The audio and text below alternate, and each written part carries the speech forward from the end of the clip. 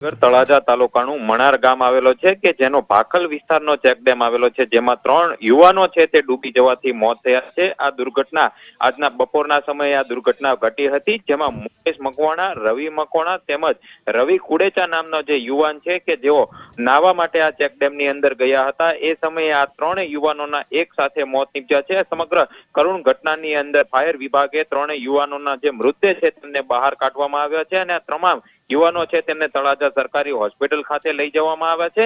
રંગોના ઉત્સવમાં જે આ દુર્ઘટના ઘટી છે, જે બનાવ બન્યો છે તેને લઈને સમગ્ર તળાજા અને ભાવનગરની અંદર શોકનો માહોલ છવાયો છે, સાથે જ પરિવારમાં પણ માતમ છવાયો છે।